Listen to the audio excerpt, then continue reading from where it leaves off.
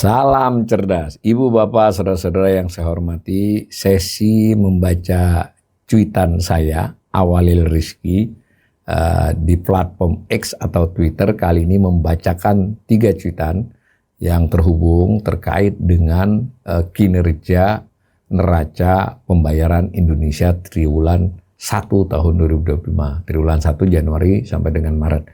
Nah, sebelumnya saya sudah pernah membacakan 3 cuitan itu neraca pembayarannya. Nah, yang saya bacakan berikut adalah subnya, yaitu transaksi berjalan.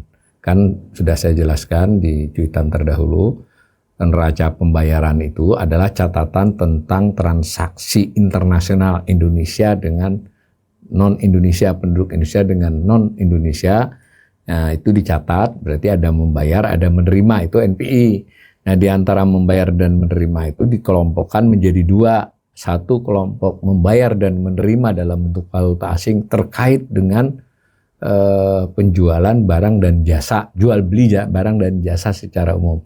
Yang satunya transaksi finansial. Nah, yang transaksi perdagangan barang dan jasa yang disebut transaksi berjalan ini terdiri dari 4 komponen. Nah, jadi ini yang cuitan 3 ini adalah 3 dari 4 komponen. Itu 1 komponen tidak saya cuit.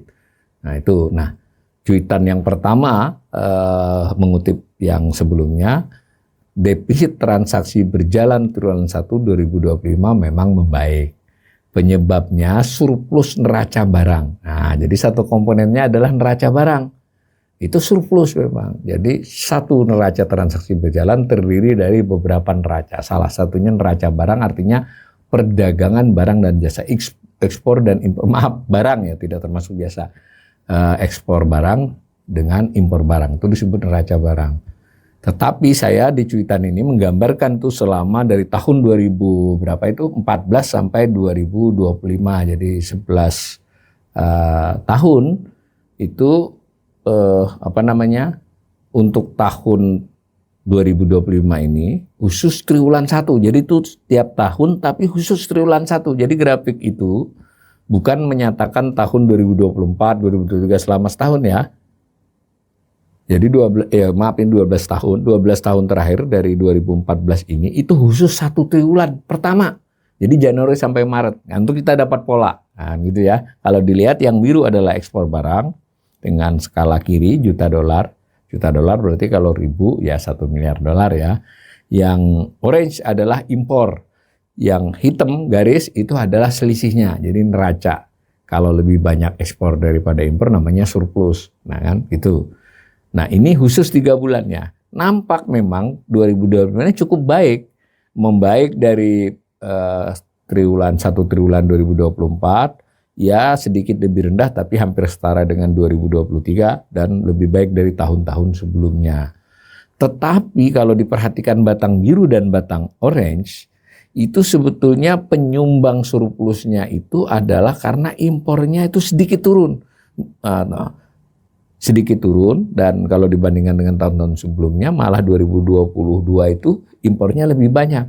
Jadi penyumbangnya adalah ekspor naik sedikit, impor turun untuk 1 triwulan ya, barang ya. Nah begitu.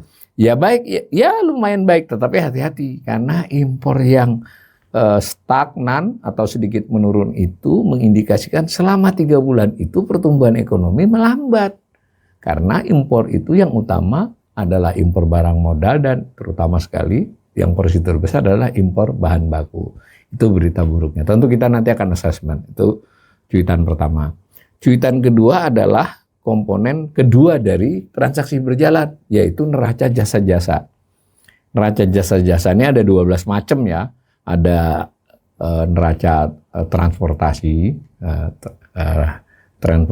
transportasi orang maupun barang, ada neraca perjalanan, traveling ya tadi transportation, lalu ada jasa finance, ada jasa copyright, jasa kekayaan intelektual, ada juga jasa manajemen, ada jasa bisnis lainnya. 12 macam jasa yang diperjualbelikan dalam arti ya misalnya kita memiliki jasa keuangan, kita punya bank di luar negeri, ya kita kan menerima. Kalau ada bank asing yang beroperasi di sini dalam konteks jasanya, ya kita membayar, itu namanya jasa-jasa. Tapi yang paling besar porsinya memang transportasi. Ya kalau kita ekspor, ya kalau kita banyak memakai barang armada asing, ya atau asuransi asing juga kan ada asuransinya, maka kita membayar jasa. Kalau orang asing pakai jasa kita, misalnya naik pas Garuda gitu, ya kita menerima. Tapi faktanya di gambar ini khusus lagi sama nih. Ekspor jasa-jasa 12 macam, impor jasa 12 macam itu khusus untuk 1 triwulan pertama di masing-masing tahun selama 12 tahun terakhir. Jadi 1 Januari sampai 31 Maret ya. Apa yang terjadi dalam 3 bulan itu? Kalau kita lihat, defisitnya terus meningkat dan defisit triwulan 1 2025 ini adalah defisit terlebar, terbesar, dalam kurung terlebar ya dibandingkan sebelumnya. Nah, mengapa kalau kita lihat itu ekspornya relatif hanya sedikit meningkat, tetapi impornya meningkat lebih pesat. Nah, di sini menarik ya. Jadi kita berarti selama belasan tahun, mungkin nih kalau ditarik grafik dari lebih lama, justru tidak berhasil membangun industri jasa. Terutama jasa yang tradable. Jasa tradable itu bisa diekspor. Misalnya kita buat jasa keuangan, bank itu beroperasi di luar negeri, namanya kan bisa diekspor. Atau kita punya armada yang kuat, penerbangan yang kuat, yang melayani asing ya. Itu berarti kita meningkatkan ekspor jasa. Nah ini kelihatannya ekspor jasa kita relatif tidak terlalu melonjak, tapi impornya yang melonjak. Akibatnya ya defisit jasa melebar. Nah, udah neraca kedua ya dalam satu transaksi berjalan. Nah, ada neraca ketiga. Nah, neraca ketiganya itu adalah yang disebut dengan pendapatan primer. Jadi neraca barang, neraca jasa-jasa, dan neraca pendapatan primer. Disebutnya pendapatan primer saja. Primary income. Kalau jasa services, yang ini goods ya. Nah itu primer ini terutama sekali terkait dengan pembayaran jasa pendapatan atau penerimaan.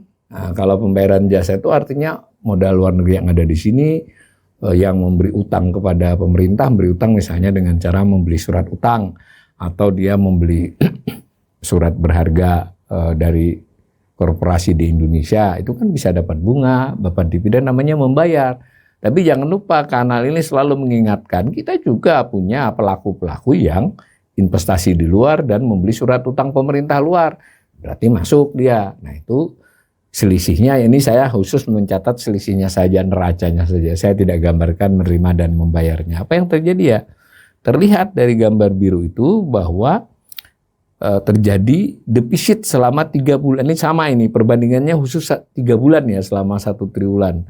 Itu sudah mencapai defisit 9,37 miliar dolar selama 3 bulan.